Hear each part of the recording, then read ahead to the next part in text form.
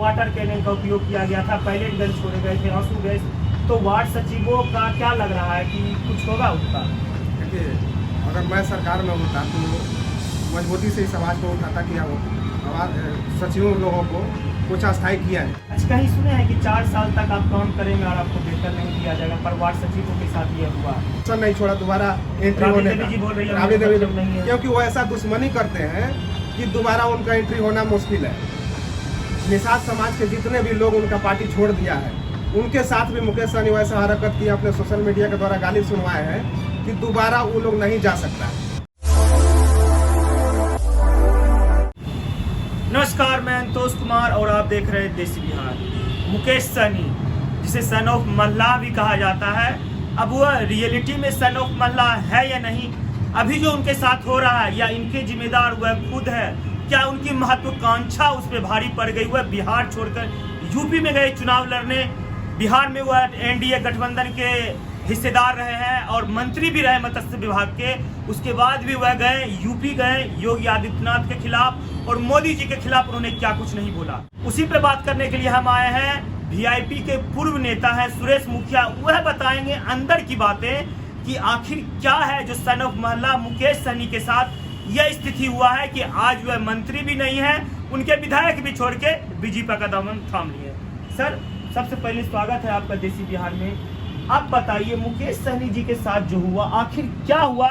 वह अर्श से फर्श पे आ चुके हैं आज के डेट में। देखिए, मुकेश सहनी जी के साथ जो हुआ उसके लिए मैं एक तरह से बीजेपी को भी गुनाहगार साबित करता हूँ, मानता हूँ, और मुकेश सहनी स्वयं भी उसके लिए गुनाहगार है।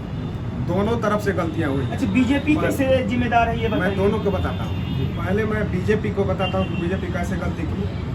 बीजेपी मुकेश सहनी को अपने गठबंधन में ली। मुकेश सहनी जनवंशी समाज का जो वोट बैंक है, उसके आधार पर बीजेपी नीतीश जी को सरकार बनाने में सफल रहे। अगर मुकेश सहनी से थोड़ी सी गलती हुई, उत्तर प्रदेश में जाकर के वो अपना चुनाव पार्टी का लड़वा दीजिए। पूछ रहे हैं क्या मुकेश सहनी को डुबाने में उनकी महत्वाकांक्षा ही तो नहीं जिम्मेदार है? क्योंकि उन्होंने बोला था हमें डिप्टी सीएम बनाया जाएगा महागठबंधन की तरफ से। यह कुछ नहीं हुआ, भरी पीसी में हुआ, बेइज्जत करके चले गए सभी नेताओं को। मैं मानता हूँ कि मुकेश सहनी की महत्वाकांक्षा स्वयं जिम्मेदार है ये बर्बादी होने में, क्योंकि मुकेश जी पहले अपने समाज में और अपने पार्टी में बुद्धिजीवी को छांटना शुरू किए। छांटते छांटते आज मुकेश सहनी का यह हालात है कि वो स्वयं छट गए। जब अकेला वो स्वयं छट गए तो बर्बाद होना ही है।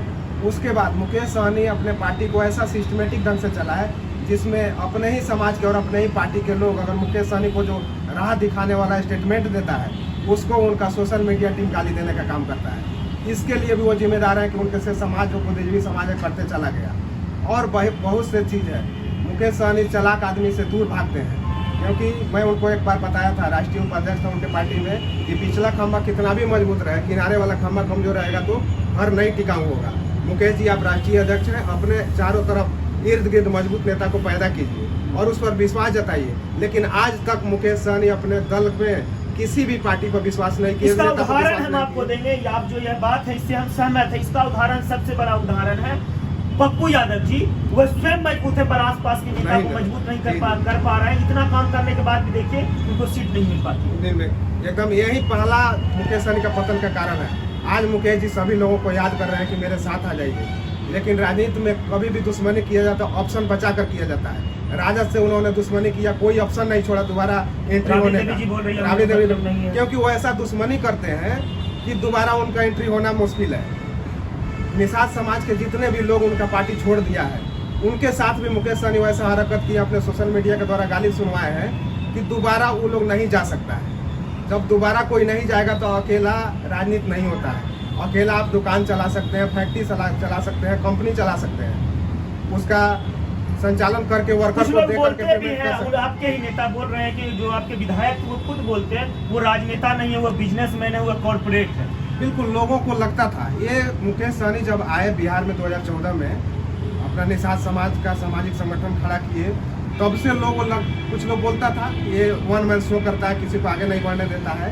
लेकिन मुकेश जी को ये बात कह दिया जाए, अगर मेरा बात जाएगा मार्केट में तो उन पे लोग कहेंगे कि ये गलत आरोप लगा रहा है। आखिर मैं गलत हो सकता हूँ, उनके विधायक गलत हो सकते हैं, लेकिन पूरा जो बुद्धिजीवी कम्युनिटी है वो सब लोग कहता है कि Mukesh Sahni one man show करता है। और मुकेश सहनी अपने लोगों पर विश्वास नहीं किया। विश्वास किया कौन? बीजेपी के भेजे गए राजीव मिश्रा उनके जो सिपा सलाहकार हैं उन्हीं पर विश्वास करते हैं, जिनको बुलाने में और गलत राय देने में कहाँ क्या शॉट मारना चाहिए वो मुकेश सहनी को राय गलत दिए और गलत दिशा में ले जाकर के उनका पार्टी का पतन करवा दिए। और राजीव मिश्रा गुनाहगार है। समझ से राजनीति में कहाँ क्या बोलना चाहिए, कब क्या शॉट मारना चाहिए, वो तरीका उनको नहीं मालूम है, जिसके कारण वो बीजेपी के चंगुल में फंस गए। और 1.5 साल वाले एमएलसी के पद पर जाकर के बीजेपी के समझिए कि चक्रव्यूह में फंस गए। अभी के डेट में मैं दावे के साथ कह सकता हूँ मुकेश सहनी के पतन से मुझे काफ़ी दुख है, क्योंकि एक निषाद समाज का, जरवंशी समाज का नेता उभरता हुआ का पतन हो गया। दुख है, लेकिन मुकेश सहनी अपने चक्रव्यूह में ऐसे जकड़ गए हैं, भाजपा के चक्रव्यूह में ऐसे जकड़ गए हैं कि अब निकल नहीं सकता। एक ही उपाय है कि उनको बीजेपी में आज नहीं तो कल विलय करना पड़ेगा, नहीं तो बीजेपी ऐसा जाल रच दिया है, उनको जेल भेजवाएगी, विवश कर देगी, जेल रहो या पार्टी विलय करो। और अंतोगत मुकेश सहनी को पार्टी विलय बीजेपी में करना ही पड़ेगा। अच्छा, मुकेश सहनी के आसपास किसी में जो कुछ लड़के रहते हैं, कुछ नेता रहते हैं, बिल्कुल वो जो लोग पास में रहता है, मैं संपर्क को तो नहीं कहूँगा, लेकिन एक आदमी पर मैं जरूर कहूँगा कि जो पीसी में रहता है राजीव मिश्रा, वो बीजेपी के भेजे गए लोग हैं। वो मुकेश सहनी को चक्रव्यूह में कैसे फंसाया जाए, इधर का बाद उधर ट्रांसफर करने के लिए तो एक ही आदमी, किसी भी को पतन करने में जब एक आदमी काफ़ी है तो सारे पर मैं टिप्पणी क्यों करना। और मुकेश जी अपने जितने स्टाफ रखे हैं पेड स्टाफ है, यहाँ तक कि उनके प्रदेश अध्यक्ष भी तनख्वाह लेकर के प्रदेश अध्यक्ष का पद सुशोभित करता है।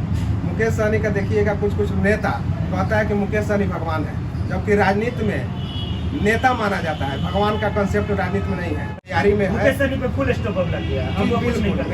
मेरा राजनीतिक तजुर्बा कहता है कि मुकेश सहनी के पास कोई तौर तरीका है ही नहीं, क्योंकि वह बीजेपी के चक्रव्यूह में पूरी तरह से फंस गए।